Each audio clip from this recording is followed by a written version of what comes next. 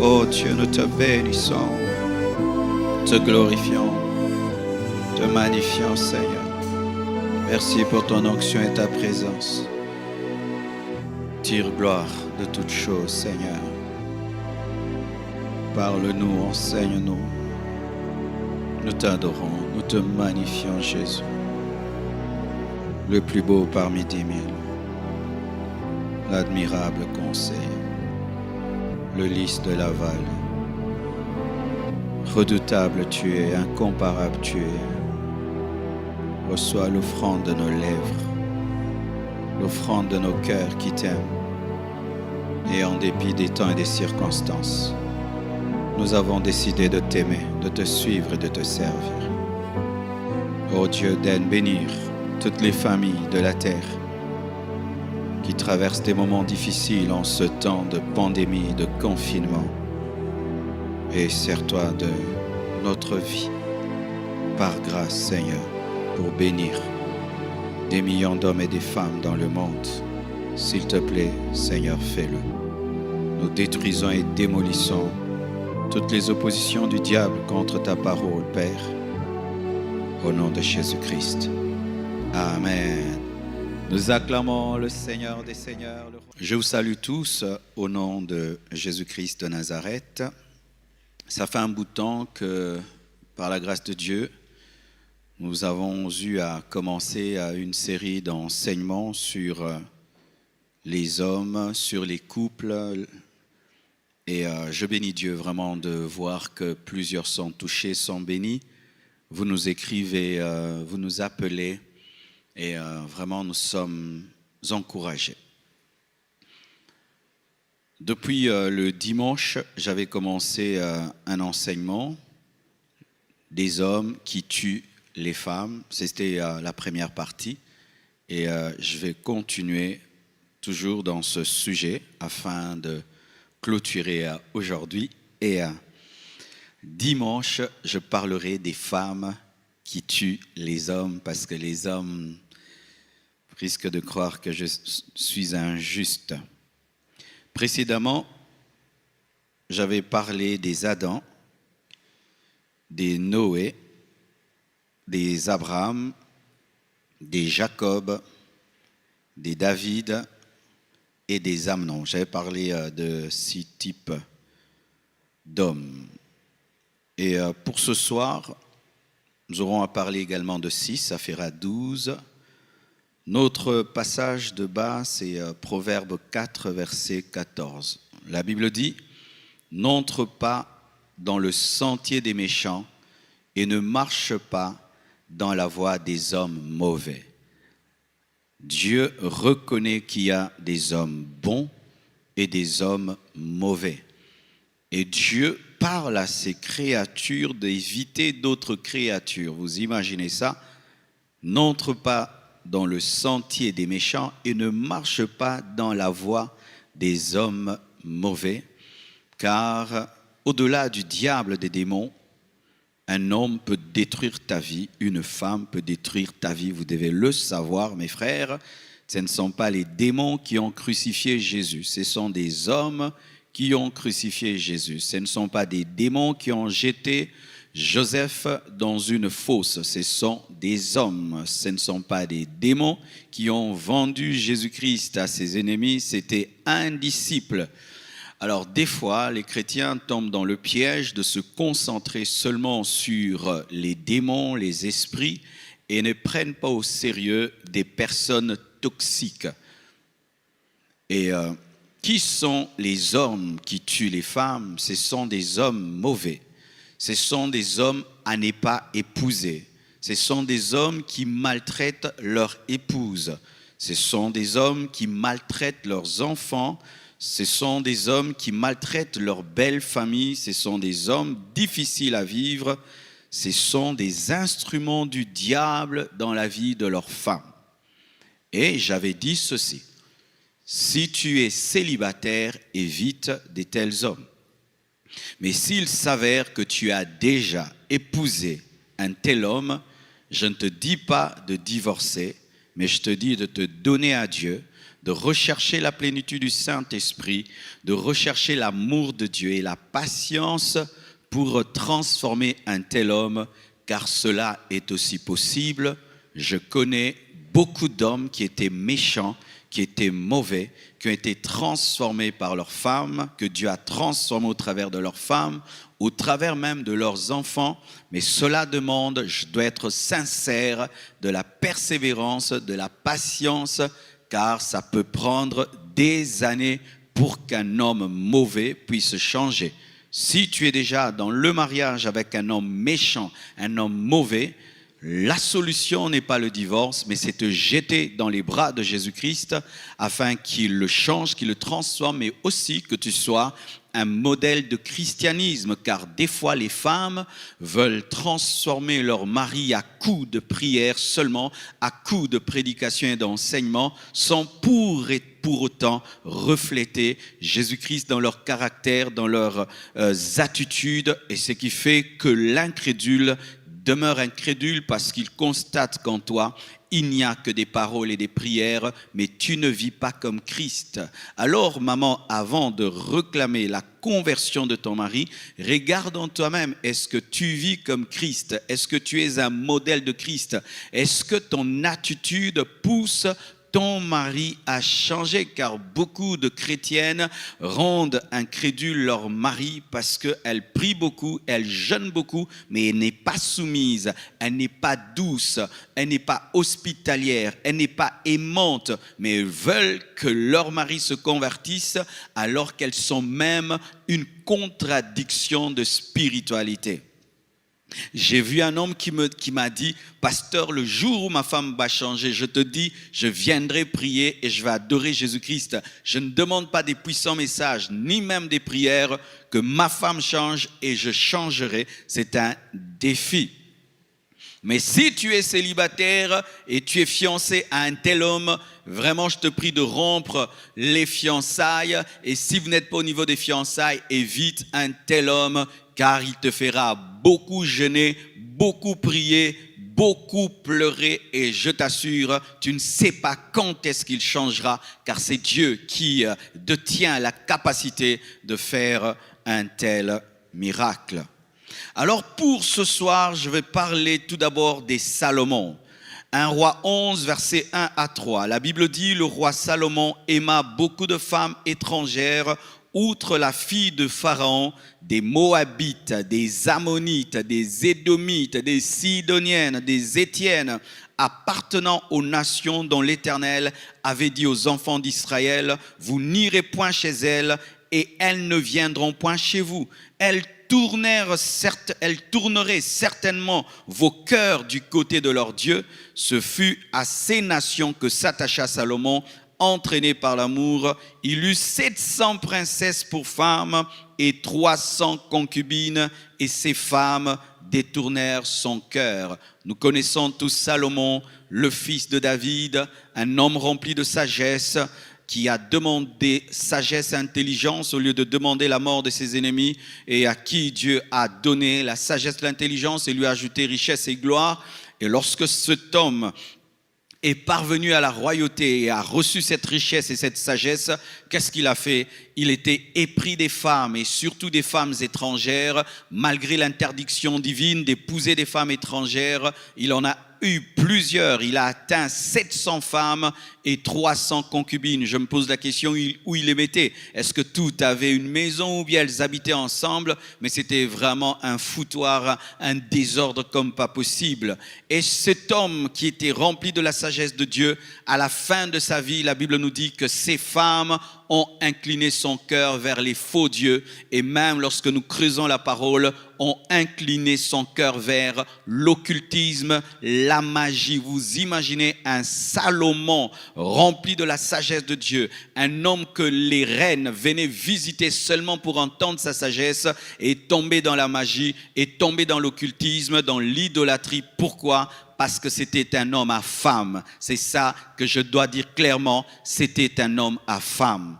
Les hommes qui tuent les femmes, les Salomon, des hommes à femme. Lui, il ne peut pas vivre avec une femme. Il ne peut pas. Il est polygame dans son âme, polygame dans son sang. Il doit toujours avoir plus. S'il a une femme claire, il veut goûter à la femme noire. Il a la femme noire, il veut goûter à la femme claire. Il a une femme courte, il veut une femme grande de taille. Il a une femme grande de taille, il veut celle qui est courte. Il a une femme mince, il veut une femme qui est plus grande ou bien grosse. J'évite ce terme-là, on va le trouver.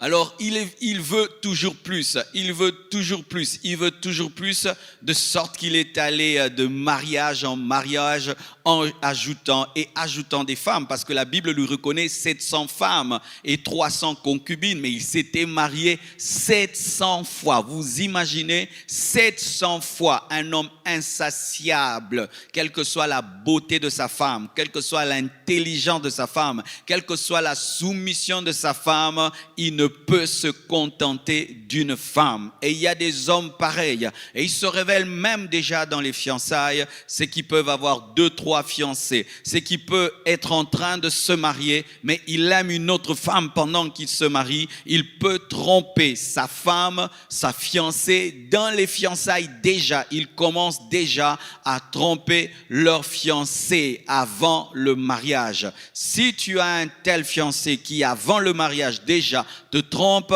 c'est un mauvais signe. Mais si ton mari c'est un Salomon, c'est un homme adultère, c'est un homme impudique, c'est un homme à femme, voici ce que tu dois faire. Tu dois prier pour lui, tu dois lui parler des conséquences de l'adultère et de l'impudicité. Et nous recevons aussi beaucoup de questions. Pasteur, mon mari a commis l'adultère. Est-ce que je dois m'en séparer? Est-ce que la Bible me permet de me séparer de mon mari parce qu'il a commis l'adultère?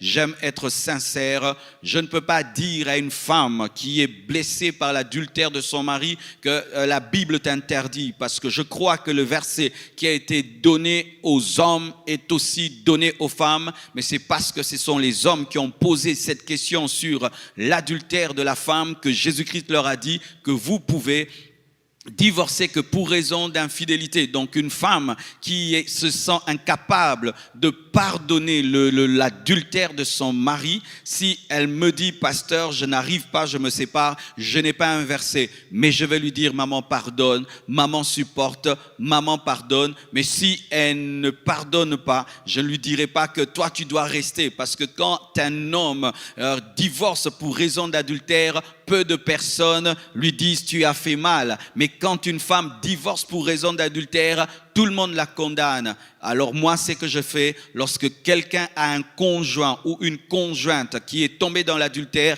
j'enseigne le pardon, j'enseigne la patience et la prière. Mais si cette personne se décide et se sent incapable de continuer à vivre avec un conjoint infidèle, je ne lui impose pas, parce que la Bible reconnaît qu'il est possible de repudier ou de divorcer pour raison d'adultère. Donc, pour redire ce que je viens de dire, simplement, l'adultère permet le divorce, mais n'oblige pas le divorce. C'est-à-dire, tu peux pardonner ou tu peux te séparer, mais moi, je vous conseille de pardonner. OK? Est-ce qu'on a compris l'équilibre? Sinon, on va dire le pasteur Marcelo permet le divorce. Non, écoutez tout mon message et l'équilibre que je viens de donner.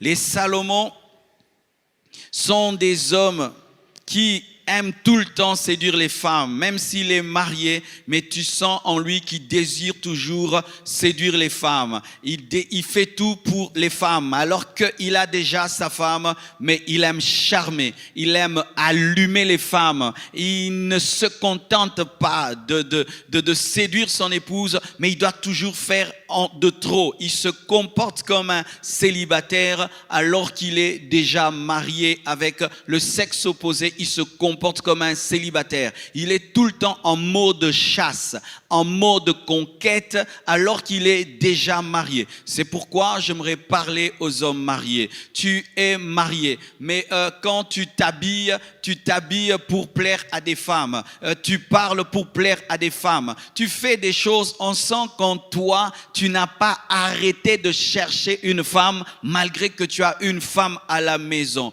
C'est pourquoi je conseille aux hommes mariés de vérifier un peu votre manière de vivre, votre manière de faire, même votre manière de vous habiller. Parce qu'il y a des choses que les jeunes célibataires peuvent porter, mais un homme marié ne va pas porter. Je vois des hommes mariés, il a des couleurs là et des couleurs, tu sens, ce sont les choses que les jeunes, des pantalons serrés, des trucs là, des trucs qui lui serrent le corps. Mais il est déjà marié, tu es toujours en train de chasser alors que tu as déjà trouvé. C'est souvent un esprit d'adultère, un esprit d'impudicité. Je parlerai aussi des femmes même qui également étant mariée, continue à être séduisante et cherche à attirer tout homme malgré qu'elle est déjà mariée. Et cet esprit se révèle également dans les Salomon. Ils sont toujours en quête de séduction, comme un chasseur qui est tout le temps en train de poursuivre des gibiers, parce que les Salomon, pour eux, la femme n'est pas une femme, la femme est une conquête, c'est un gibier. Regardez comment un homme peut avoir 700 femmes et 300 concubines. C'est seulement lorsque c'est un homme insatiable et un homme qui a en permanence un esprit de conquête, c'est-à-dire il voyage dans telle nation, il voit, je prends. Telle belle femme vient en Israël, elle est belle. Je prends. Comme un chasseur qui ne se lasse jamais de gibier, les Salomon ne se lassent jamais de femmes. Ce n'est pas que sa femme est mauvaise, ce n'est pas que sa femme est insoumise. En lui, il est insatiable. Et si papa, tu as cet esprit en toi, prie Dieu qui te délivre. Donne réellement ta vie à Jésus-Christ, car ça te détruira. Regardez ce que ça fait dans la vie du grand Salomon. Ce n'est pas n'importe qui. Il a fini idolâtre, il a fini magicien, il a fini en adorant Astarté, Baal, et rejeté par Dieu. Et à cause de lui, Dieu a jugé Israël. Qui aurait cru qu'un tel homme, rempli de sagesse et d'intelligence, pouvait avoir une telle fin? C'est parce qu'il était insatiable. Et être un Salomon te fera perdre ton onction, te fera perdre ta famille, te fera perdre ton couple, te fera perdre tes enfants, te fera perdre la grâce, te fera perdre ton futur, te fera perdre ton héritage. Et il y a aussi les Acans.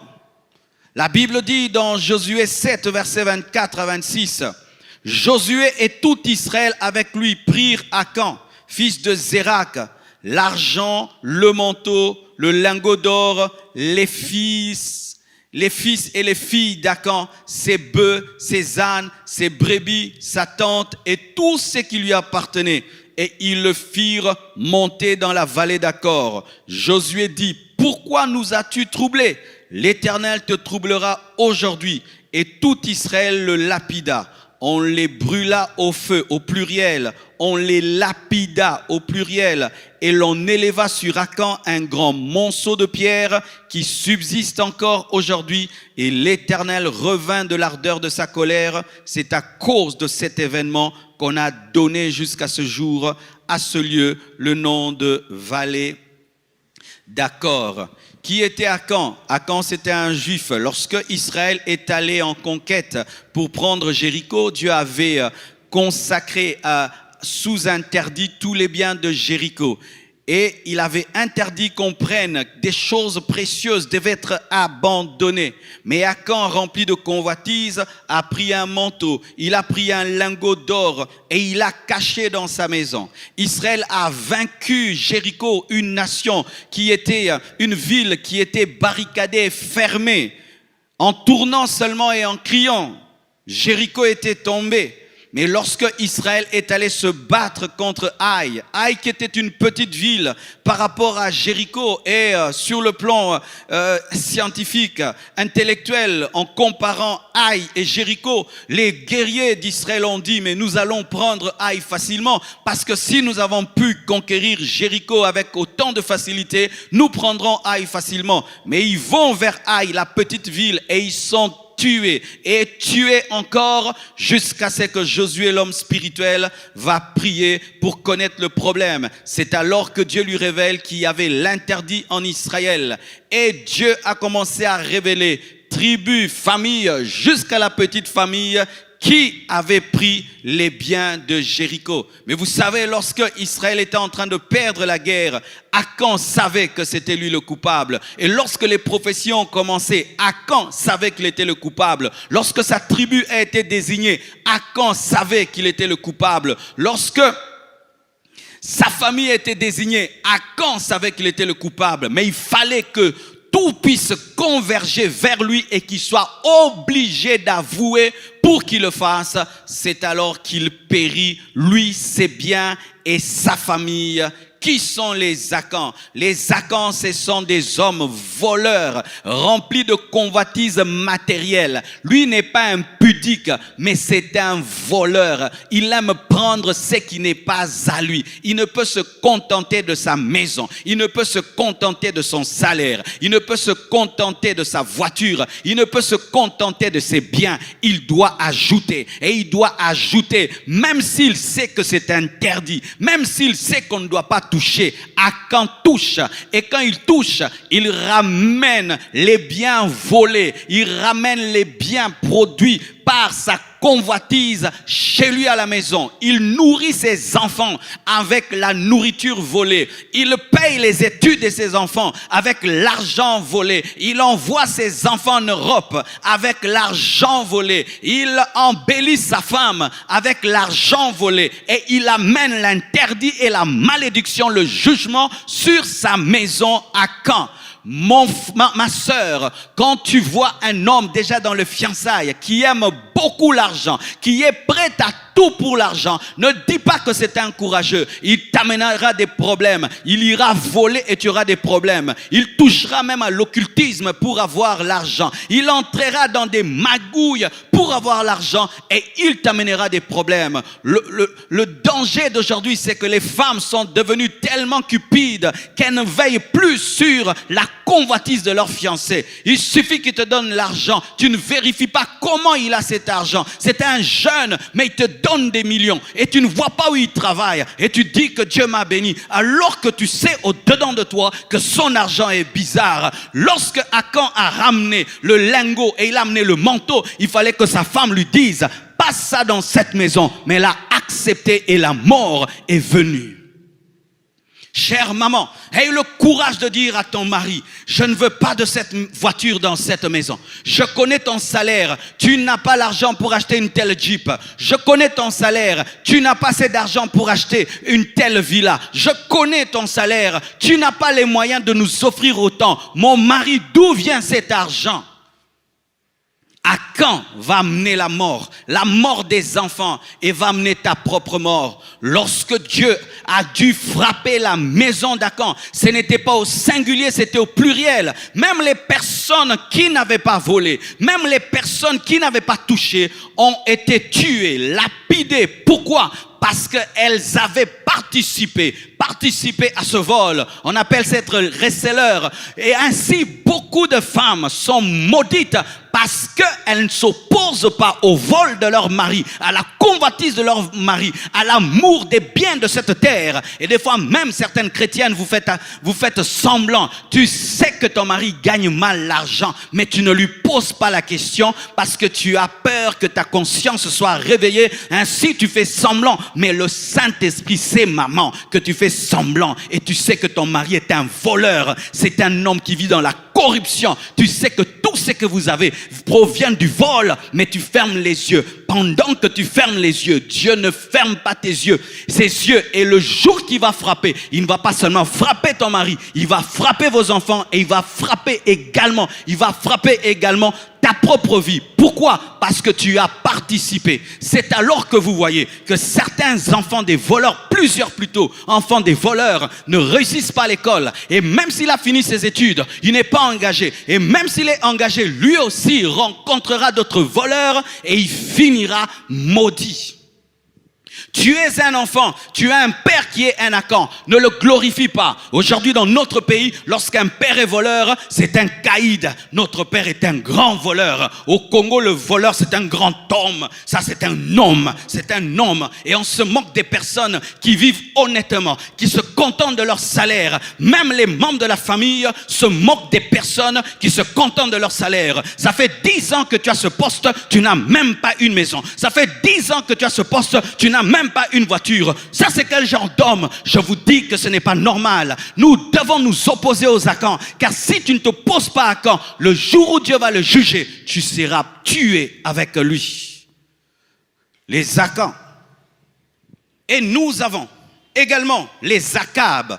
Les Akab. 1 Roi 21, verset 1 à 7. La Bible dit ceci. Après ces choses, voici ce qui arriva. Naboth de Jizréel avait une vigne à Jizréel, à côté du palais d'Akab, roi de Samarie. Et Akab parla ainsi à Naboth. Cède-moi ta vigne pour que j'en fasse un jardin potager, car elle est tout près de ma maison. Je te donnerai à la place une vigne meilleure, ou si cela te convient, je te payerai la valeur en argent. Mais Naboth répondit à Akab, que l'Éternel me garde de te donner l'héritage de mes pères. Akab rentra dans sa maison triste et irrité à cause de cette parole qui lui avait été dite, que lui avait dite Naboth de Jizréel. Je ne te donnerai pas l'héritage de mes pères. Et il se coucha sur son lit, détourna le visage et ne mangea rien. Jézabel, sa femme, vint auprès de lui et lui dit, « Pourquoi as-tu l'esprit triste et ne manges-tu point ?» Il lui répondit, j'ai parlé à Naboth de Jizréel et je lui ai dit, « Cède-moi ta vigne pour de l'argent ou si tu veux, je te donnerai une autre vigne à la place. » Mais il a dit, « Je ne te donnerai pas ma vigne. » Alors Jézabel, sa femme, lui dit, « Est-ce bien toi maintenant qui exerces la souveraineté sur Israël? Lève-toi. Prends de la nourriture et que ton cœur se réjouisse. Moi, je te donnerai la vigne de Naboth de Jizréel. » Akab un roi, mais un roi gamin, un roi bébé, un roi gâté. Il a toutes les parcelles du monde. Il a tout ce qu'il veut. Et il voit son voisin qui a une vigne, une seule vigne qui est l'héritage de ses parents. Et il va le voir. J'ai besoin de ta vigne, j'aimerais construire une piscine ou quelque chose comme ça, mettre un terrain de golf ou un terrain de tennis comme c'est à côté de ma parcelle. Et le monsieur, il est vraiment normal, il dit non, je ne peux pas te donner l'héritage de mes parents. Oh non, je vais te changer, je veux même te donner une autre parcelle plus loin. Lui, il avait un attachement spirituel et sentimental à cette parcelle. Lui, c'était seulement un caprice de roi, c'est ça. Un caprice de roi. Pour un petit caprice d'un roi, lui doit se défaire de l'héritage de ses pères parce qu'il y a un roi qui aimerait planter des fleurs ou bien avoir une piscine. Et lorsqu'il rentre à la maison, il est irrité et fâché, comme un bébé, comme un gamin, comme un enfant gâté à qui on a privé un nouveau jouet ou qui voulait le ballon du voisin et le voisin n'a pas donné. Et le grand roi rentre chez lui en train de pleurer triste et il dort en donnant le dos. Et sa femme lui dit, pourquoi tu es triste? Et il raconte l'histoire. Je voulais avoir la vigne de Naboth, il ne me l'a pas donnée, il l'a refusé.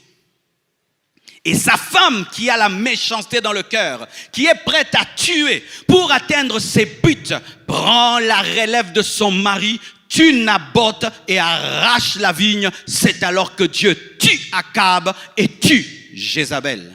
Qui sont les Akab? Les Akab, ce sont des hommes enfants gâtés.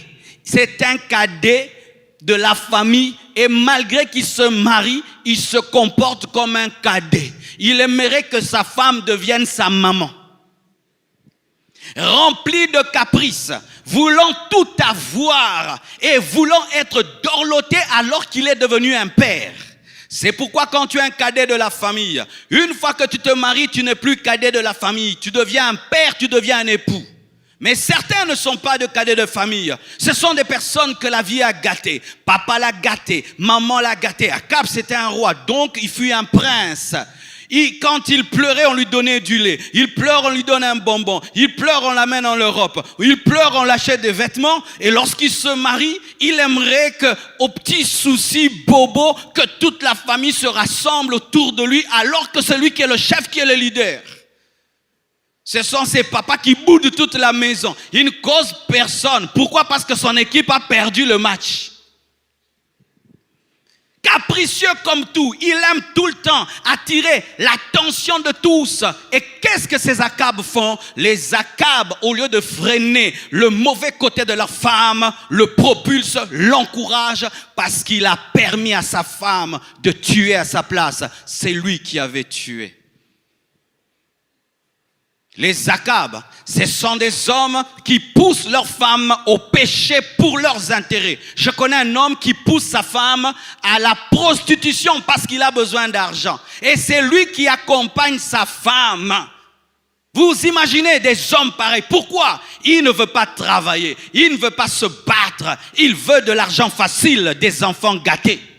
C'est pourquoi un homme qui pleure tout le temps pour tout n'est pas un vrai homme. Chère sœur, tu veux épouser un homme, il pleure tout le temps. Il pleure pour tout, pour tout. Il est triste, il est touché. On m'a blessé, on m'a blessé, on m'a blessé. Un homme n'est pas comme ça. Lorsque tes enfants vont pleurer et ta femme va pleurer, qui va les consoler? Une famille est assise sur un homme fort. Un homme qui sait endurer.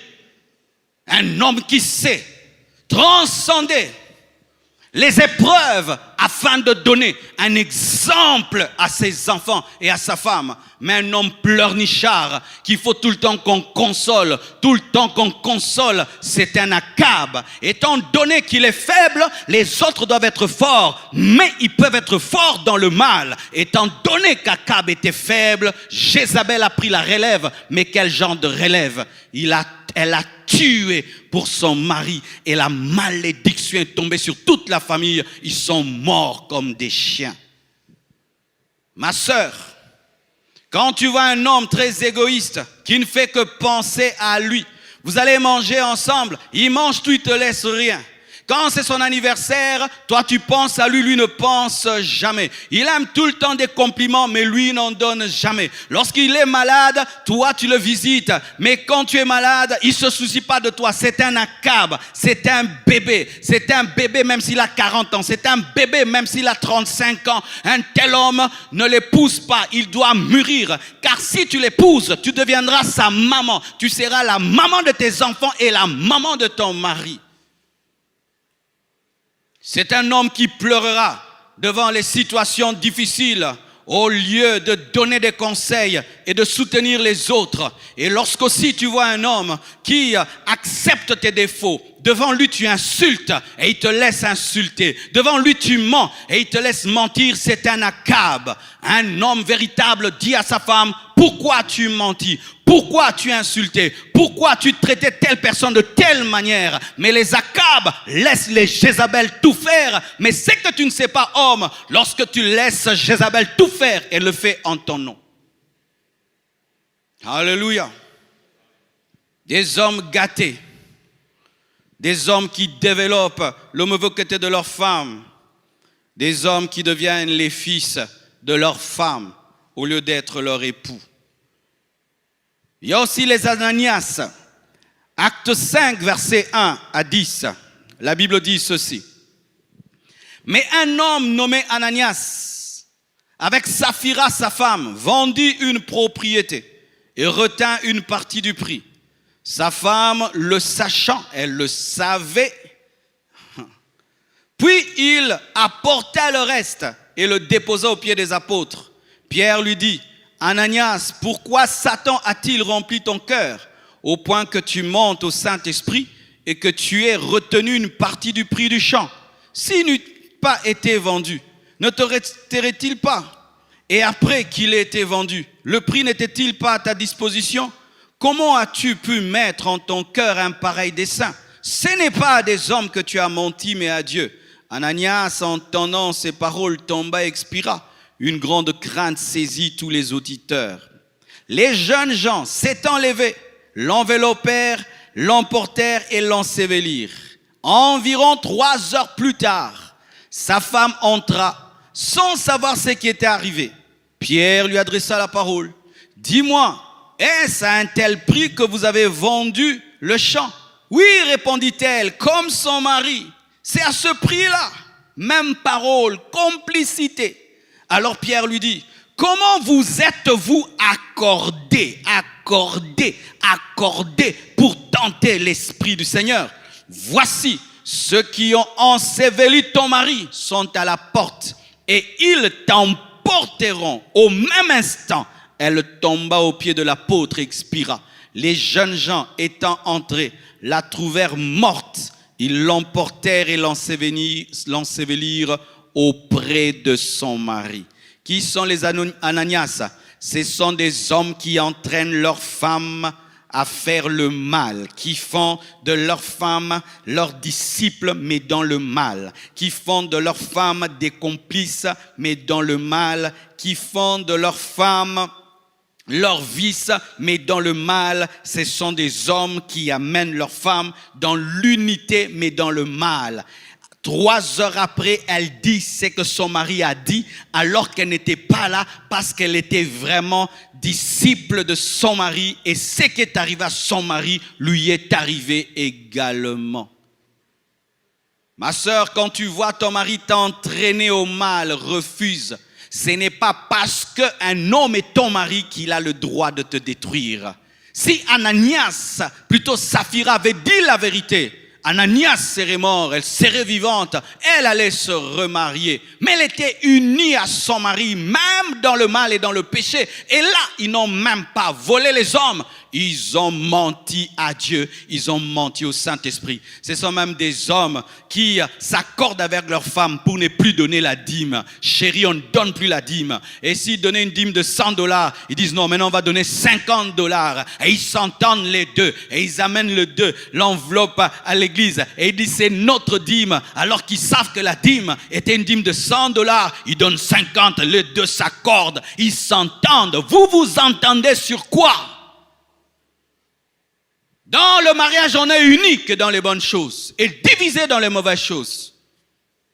C'est bon dans un couple lorsqu'un mari s'oppose à sa femme, lorsque sa femme dévie. C'est bon dans un couple lorsqu'une femme s'oppose à son mari, lorsque son mari dévie. Mais aujourd'hui, au nom de l'unité, au nom de l'amour, au nom de la complicité, les hommes accompagnent leurs femmes dans des bêtises et les femmes accompagnent leurs maris dans les bêtises, alors qu'il faut savoir qu'au-dessus d'Ananias, il y a le Saint-Esprit. Au-dessus d'Ananias, ton mari, il y a le Saint-Esprit. Il y a Dieu qui peut tuer ton corps, ton âme et vous jeter en enfer. Tu crains ton mari plus que Dieu. Tu crains ton mari plus que Dieu. Il peut même te conduire dans l'occultisme. Tu acceptes. Hommes et femmes qui s'entendent de tuer leurs enfants pour devenir riches. Ton mari va dans l'occultisme et on lui dit, vous devez tuer vos enfants. Et il vient et il te dit, tu sais, je dois devenir ceci, oui. Alors on a dit que cet enfant-là qui est dans ton ventre-là, il doit mourir pour que je le devienne. Et une mère accepte que le fruit de ses entrailles soit sacrifié parce que son mari doit devenir un homme grand. Toi et ton mari, vous serez jugés. Il y a des femmes qui sauvent leur mari en disant jamais une telle chose n'entrera dans cette maison. Jamais je ne t'accompagnerai dans le mal. Jamais je ne t'accompagnerai dans le mal. Je me souviens, mes frères, lorsque mon père ne s'était pas donné à Dieu et que ma mère a commencé à prier et qu'ils allaient dans une fête, on met une musique mondaine. Mon père demande à ma mère de danser. Elle disait non, je suis chrétienne, je suis servante de Dieu et je suis la mère des serviteurs de Dieu. Je ne peux pas le faire, même si tu es mon mari, mais je ne peux pas le faire. Ça pouvait créer des tensions, mais aujourd'hui, cela a changé. Ananias t'entraînera. C'est pourquoi, lorsque tu as un fiancé qui est déjà voyou, qui te dit, tes parents disent à 18h il faut rentrer, lui te ramène à 23h en te faisant sauter le mur. Ton fiancé, il envoie des gens t'attirer dans un endroit qui paraît sérieux pour tes parents, mais après là, il va t'envoyer dans un bar. Toute cette malignité qu'il manifeste dans les fiançailles révèle que c'est un Ananias. Il commence à t'apprendre à mentir à tes parents. Ma sœur, toi, tu ne mentais jamais à ton père et à ta mère. Maintenant, depuis que tu as ce fiancé, tu as appris à mentir. Tu as appris à avorter. Et tu avortes chez tes parents. Personne ne sait. Lui, il t'amène en catimini dans un hôpital. Il te fait avorter. Et tu rentres calmement à la maison. Personne ne sait. C'est un Ananias. Et je te dis, par lui, tu mourras. Et il y a aussi les Nabal. 1 Samuel 15, versets 25 à 26, la Bible dit que mon Seigneur ne prenne pas garde à ce méchant homme, c'est Abigail qui parle, à Nabal, car il est comme son nom. Nabal est son nom. Et il y a chez lui de la folie.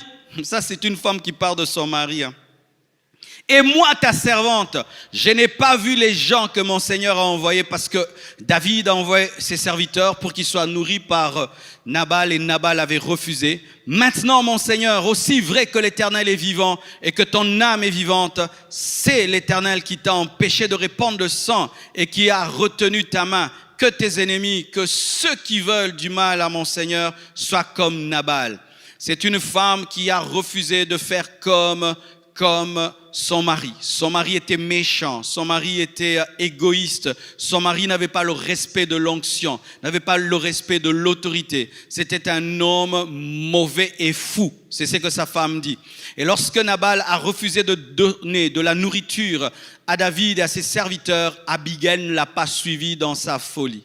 Et elle l'a fait sans que Nabal le sache. Pourquoi? Si Nabal avait vu Abigail prendre de la nourriture et sortir de chez lui pour aller donner à David, je vous assure que Nabal allait retenir Abigail et Abigail n'allait pas le faire. Il fallait qu'elle le fasse en catimini pour que son mari ne l'empêche pas, parce que cet homme ne voulait même pas que son épouse exerce l'hospitalité, ne voulait pas que son épouse exerce de l'amour, manifeste de l'amour et du respect envers le oint de Dieu. Qui sont les Nabal? Les Nabal sont des hommes qui étouffent le bon caractère de leur femme, qui étouffent la spiritualité de leur femme. Il ne prie pas, il ne veut pas que sa femme prie. Il ne donne rien à l'église, il ne veut pas que sa femme donne à l'église. Il ne va jamais à l'église, il ne veut pas que sa femme ni les enfants aient à l'église. Il préfère le dimanche faire du footing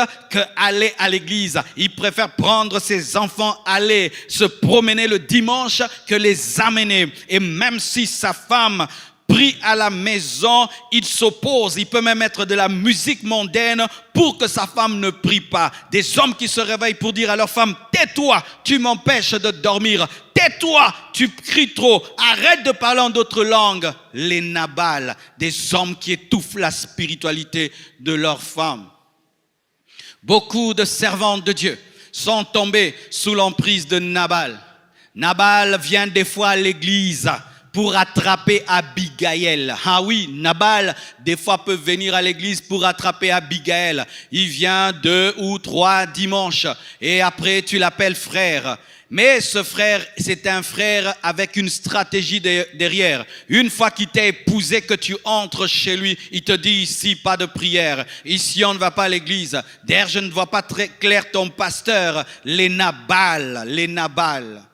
Que faire lorsque tu épouses un Nabal? Fais comme Abigail. Continue à prier même s'il s'y oppose. Continue à aimer Dieu même s'il s'y oppose. Parce qu'au-dessus de Nabal, il y a le Dieu de David. Au-dessus de Nabal, il y a le Dieu de David. Une femme est soumise à son mari tant que cette soumission n'est pas contre la parole de Dieu. Mais une femme ne peut pas se soumettre à son mari pour aller en enfer. Je répète, une femme ne peut pas se soumettre à son mari pour aller en enfer. Si ton mari n'aime pas Jésus, tu dois continuer à aimer Jésus. Si ton mari ne veut pas la prière, tu dois prier parce que ton premier mari, c'est Jésus-Christ de Nazareth.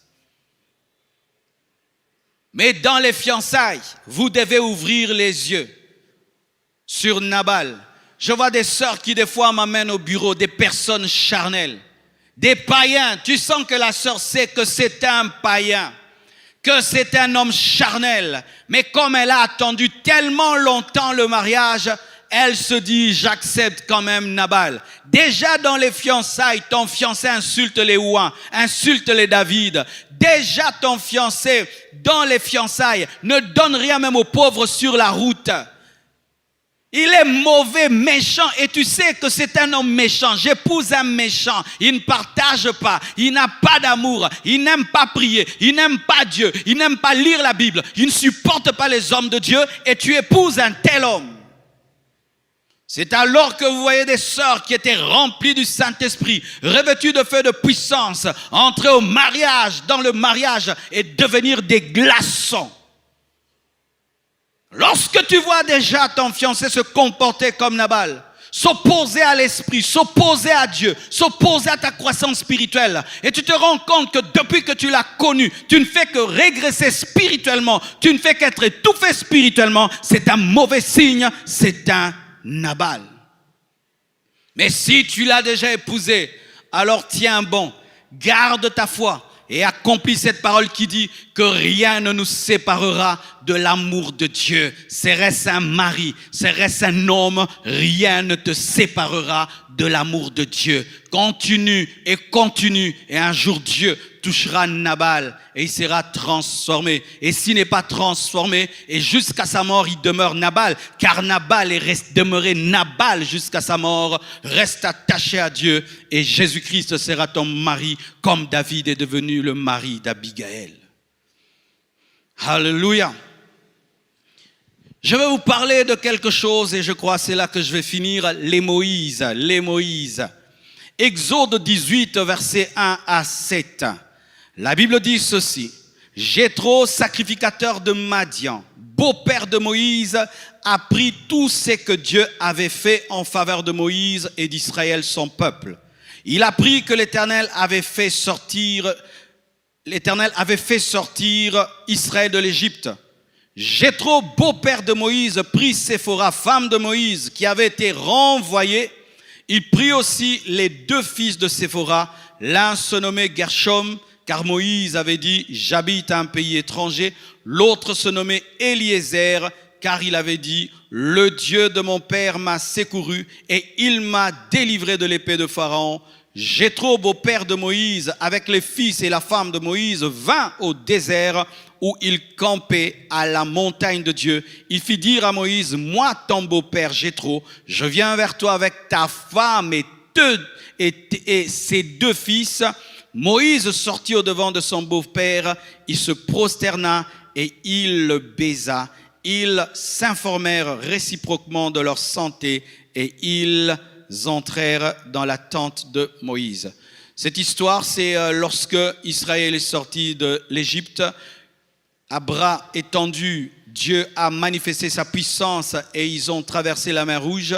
Et les exploits de Dieu et les exploits de Moïse se sont racontés dans toute la contrée jusqu'aux oreilles de son beau-père Jéthro qui viendra vers Moïse avec son épouse et ses deux enfants qu'il avait renvoyés. Renvoyés. Le terme renvoyé, nous ne savons pas si Moïse avait chassé sa femme pour un mauvais comportement, parce qu'on dit renvoyé, ou que lorsqu'il était dans des grands combats avec Pharaon, il avait mis sa famille à l'abri, ne voulant pas que sa famille soit exposée. Je ne sais pas confirmer si c'était pourquoi ses deux enfants et son épouse n'étaient pas là, mais on dit qu'ils étaient renvoyés. Alors lorsqu'il a eu cette victoire et qu'il se réjouissait dans cette joie, il y a son beau-père qui lui a ramené sa femme et qui lui a ramené ses deux enfants. Je sens dans ce texte que l'effort de ramener la femme, de ramener les enfants ne provenait pas de Moïse, mais provenait de Jéthro. C'est Jéthro qui a compris que Moïse avait besoin de sa femme, avait besoin de ses deux enfants. Et Jéthro était un homme très très sage et très équilibré. Vous savez que même le conseil de la décentralisation du pouvoir était venu de Jéthro lorsqu'il a vu que Moïse jugeait tout le peuple du matin jusqu'au soir et lui a dit d'établir des chefs de 10 000, de 1000, de 100 et que lui puisse gérer les problèmes les plus difficiles. Et c'est ce qui a permis à Moïse de vivre longtemps et aussi au peuple de ne pas se fatiguer. Donc c'était un homme qui avait une influence d'équilibre dans la vie de Moïse. Lorsque Moïse voulait trop en faire, Jéthro l'aidait à s'équilibrer.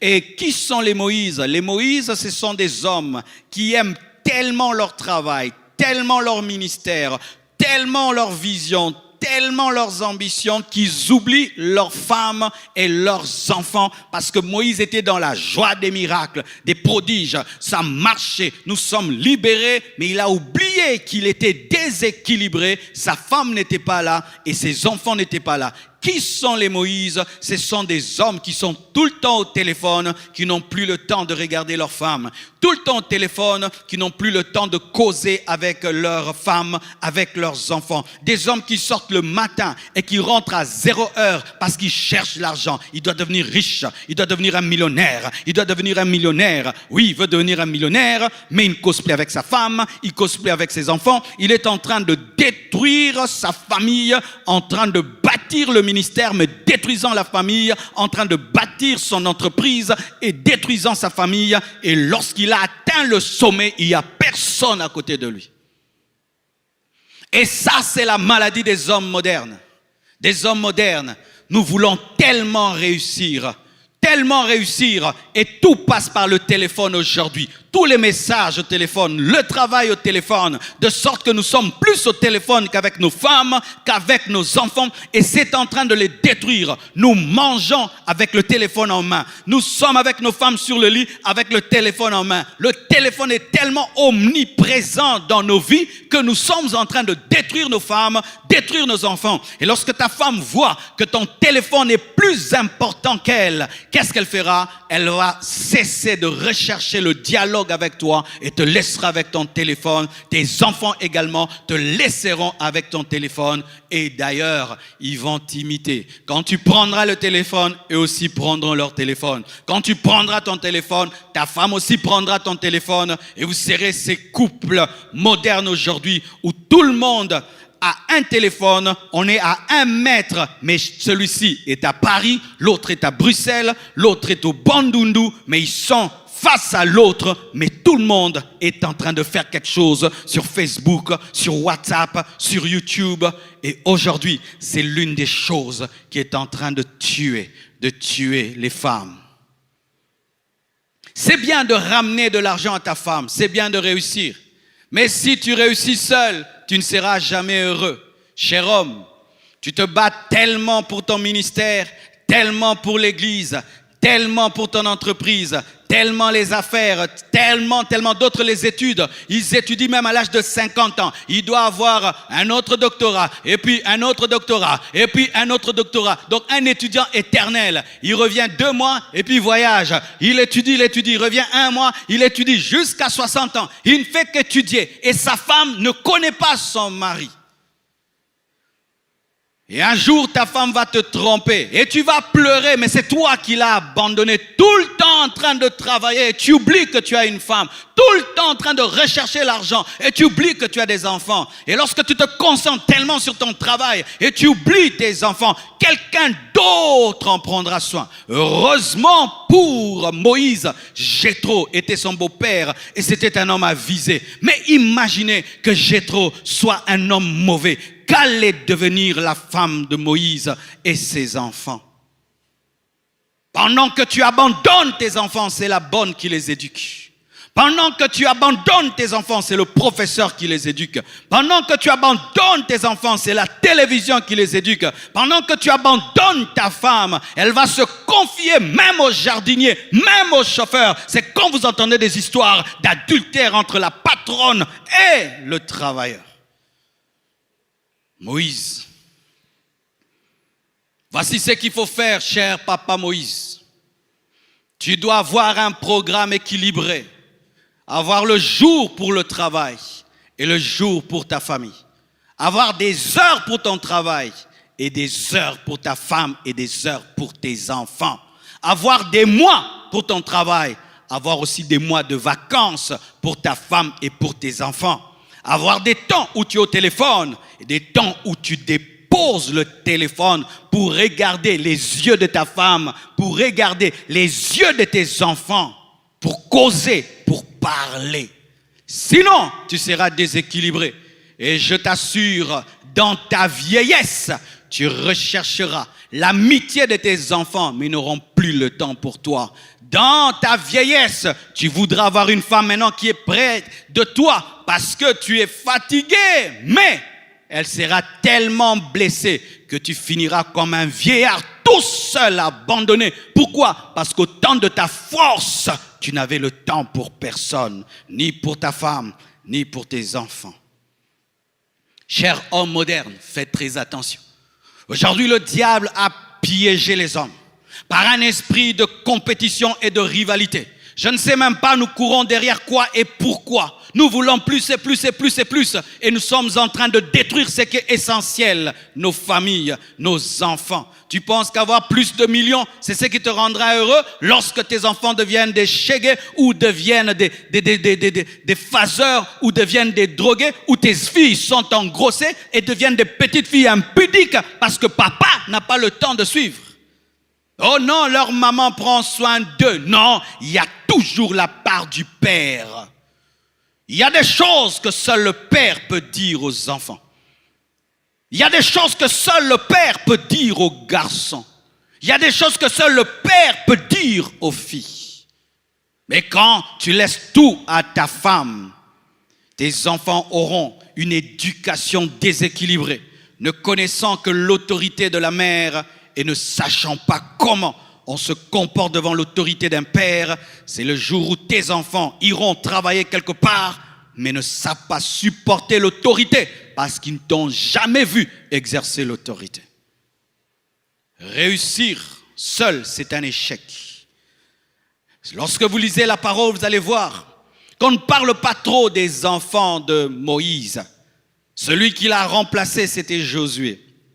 Ces enfants n'étaient pas très très grands en Israël. Le grand Moïse n'a pas engendré des très très grands. Ce sont ces pères qui se concentrent sur les enfants des autres, mais pas sur leurs propres enfants. Ce sont des pères qui ont le temps de former les enfants des autres et qui n'ont pas le temps pour leurs enfants. Certains hommes de Dieu aussi commettent cette erreur, en train de former tout le monde, mais tu ne formes pas tes enfants, tu n'enseignes pas tes enfants, tu ne leur imposes pas les mains. Grand homme d'affaires, mais tes enfants ne sont pas initiés aux affaires, mais tu apprends l'économie, la comptabilité à tout le monde, mais sauf à tes enfants. Tu as le temps pour tes travailleurs, tu as le temps pour tes subalternes, pour leur communiquer ton expérience et ta sagesse, mais tes enfants, tes héritiers ne connaissent rien à ce que tu fais. Une grosse erreur. Et aujourd'hui, plusieurs hommes modernes sont des Moïse parce qu'ils sont déséquilibrés. Le succès est le produit de l'équilibre. J'ai le temps de prier. J'ai le temps de jouer au ping-pong avec mon enfant. Hier, j'ai joué au ping-pong avec mon enfant. Hier, j'ai écouté la musique avec mes enfants. Ils aiment tellement la musique. Et on écoute ensemble la musique. On danse même ensemble dans la chambre. Ce sont des moments qui n'oublieront jamais. J'ai le temps de prier avec l'église. J'ai le temps de prier avec mes enfants. J'ai le temps d'enseigner l'église. J'ai le temps d'enseigner mes enfants. J'ai le temps de rire avec l'église. J'ai le temps de rire avec ma femme et avec mes enfants. Lorsque je rentre, je suis là pour mes enfants. Mais souvent, nous aimons tellement la séparation de la mer Rouge, la conquête de Canaan, que nous oublions nos enfants. Ne faites pas cela. Et il y a un modèle d'un homme merveilleux dans la parole de Dieu, Job. J'ai beaucoup de respect pour Job, car Job est le modèle d'un père équilibré. La Bible nous dit ceci dans Job 1, versets 1 à 5. Il y avait dans le pays d'Uz un homme qui s'appelait Job. Et cet homme était intègre et droit. Il craignait Dieu et se détournait du mal. Il lui naquit 7 fils et 3 filles. Il possédait 7000 brebis, 3000 chameaux très occupés, 500 paires de bœufs, 500 ânes et un très grand nombre de serviteurs. Beaucoup de choses à gérer. Et cet homme était le plus considérable de tous les fils de l'Orient, le Bill Gates de son temps. Ses fils allaient les uns chez les autres et donnaient tour à tour un festin, une famille remplie d'amour. Et il inviter leurs 3 sœurs à manger et à boire avec eux, une famille moderne où on respecte même la femme. Et quand les jours de festin étaient passés, Job appelait et sanctifiait ses fils, malgré qu'il gérait des bœufs, des chameaux, des serviteurs. Il avait le temps d'appeler ses fils pour les sanctifier. Puis il se levait de bon matin et offrait pour chacun d'eux un holocauste, malgré qu'il était occupé. Il avait le temps pour Dieu. Il avait un culte matinal. Il avait un temps pour Dieu, malgré que c'était un milliardaire, malgré qu'il avait beaucoup de choses à faire. Il avait le temps de sanctifier ses enfants, de s'occuper de leur spiritualité, le temps d'avoir un culte matinal avec Dieu. Car Job disait: peut-être mes fils ont-ils péché et ont-ils offensé Dieu dans leur cœur. C'est ainsi que Job avait coutume d'agir. Coutume d'agir, c'était son style de vie. Se réveiller le matin, offrir des holocaustes à Dieu, sanctifier ses enfants. Et Job avait une mauvaise femme. Vous allez voir qu'on ne parle pas de sa femme lorsqu'on parle de spiritualité.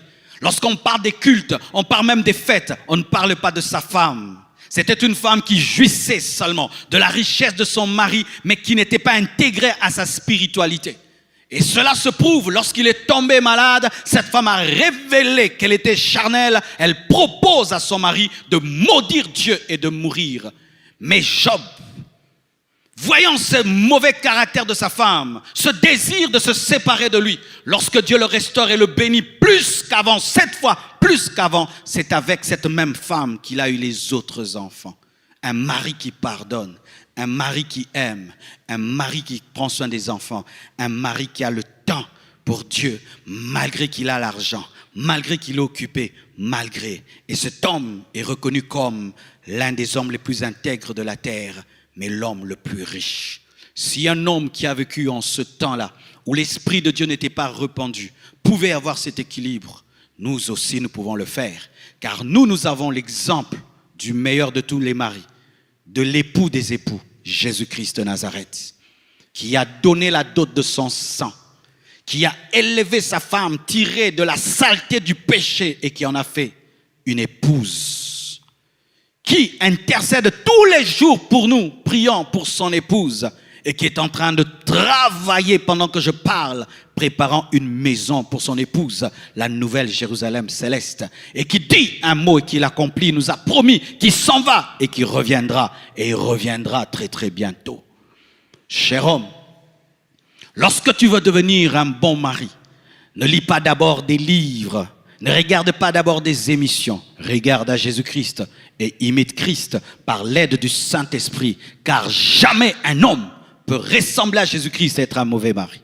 Jamais un homme peut ressembler à Jésus-Christ et être un mauvais père. Nous sommes des mauvais pères parce que nous ne ressemblons pas à Jésus-Christ. Nous sommes des mauvais maris parce que nous ne ressemblons pas à Jésus-Christ. Nous maltraitons nos épouses parce que nous ne ressemblons pas à Jésus-Christ. Nous maltraitons nos enfants parce que nous ne ressemblons pas à Jésus-Christ. Si seulement tu ressembles à Jésus-Christ, par la puissance de l'Esprit, je t'assure, ta femme t'aimera davantage, tes enfants seront fiers de toi, et la paix et la bénédiction de Dieu viendront dans ta demeure. C'est possible que tu le deviennes par Jésus-Christ. Et sœur, si un homme qui veut t'épouser, s'il ne veut pas de Jésus-Christ, ne l'épouse pas, car il a refusé celui qui peut le transformer en bon mari. Soyez bénis.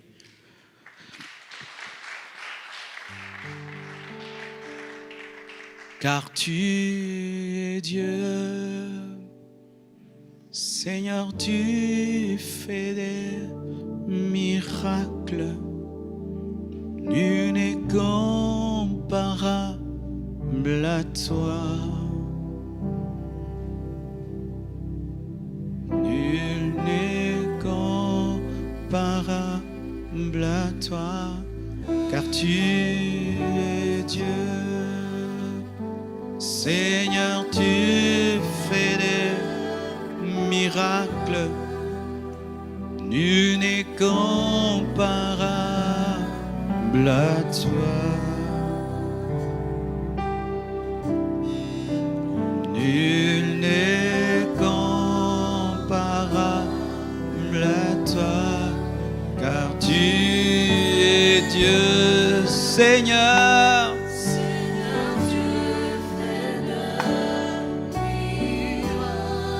Alléluia. À toi.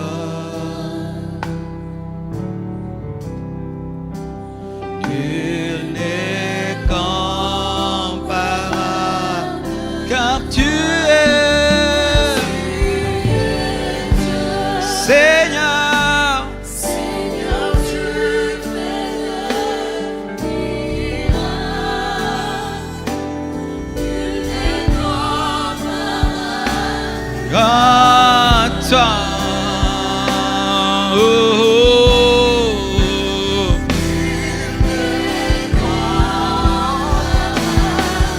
Car tu es Dieu. Seigneur, Seigneur.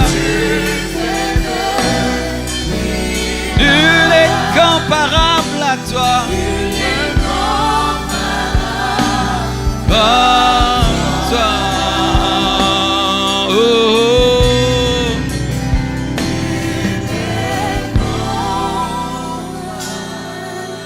Oh Dieu, tu fais des miracles. Toi seul peux changer un Nabal. Toi seul peux changer un Ananias. Toi seul peux changer un Moïse.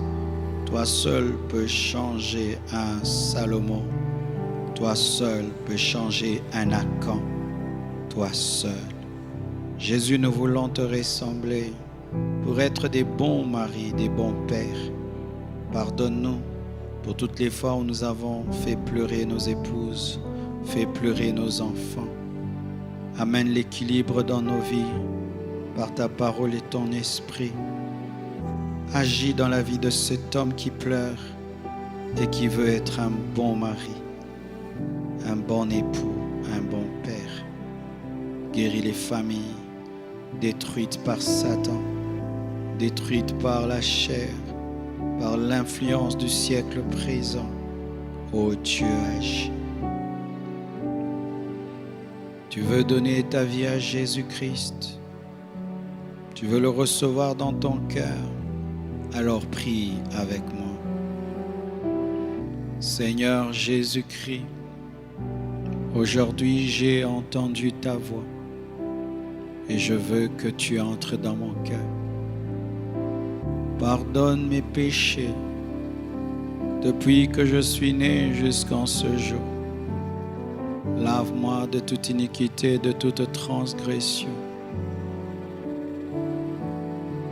Écris mon nom dans le livre de vie. Donne-moi ton Esprit Saint. Change-moi. Je confesse le Seigneur Jésus-Christ de ma bouche et je crois dans mon cœur que Dieu l'a ressuscité d'entre les morts. Je suis pardonné, je suis sauvé. Merci Jésus-Christ. Je prie pour les femmes qui sont fatiguées de supporter un Nabal. Je prie que tu les fortifies. Je prie pour les femmes qui sont fatiguées de supporter un Salomon, de supporter un Akan, un Ananias, un Moïse. Donne-leur la force d'aimer, de pardonner, de continuer jusqu'à la transformation de leur époux. Je prie pour les enfants qui pleurent et qui veulent voir papa changer. Oh Dieu, exauce leurs prières. Entends les cris, entends les pleurs. Au nom de Jésus-Christ. Amen. Acclamons le roi des rois, le Seigneur des seigneurs. Que Dieu bénisse abondamment. Nous croyons que vous avez été bénis par le message de ce soir. Je vous prie de vous abonner à notre chaîne YouTube Compassion TV, de vous abonner à nos pages et également de partager cette vidéo à vos amis et connaissances. Vous voulez apporter votre contribution, honorer Dieu au travers de vos offrandes. Les coordonnées sont en train de défiler au bas de l'écran. Envoyez vos dons, vos offrandes et vous serez abondamment bénis car celui qui donne recevra. N'oublions pas le réseau mondial d'intercession. Nous persévérons chaque 21h chez nous à la maison avec nos enfants, nos amis, nous persévérons dans la prière. Et dimanche prochain, je parlerai des femmes qui tuent les hommes. Certains se posent la question, c'est où ici? C'est toujours la compassion. Amen. C'est pourrait que le fidèle de la compassion croie que j'ai voyagé pendant le confinement. Non, je suis au Congo. C'est toujours la compassion. Soyez bénis. Merci.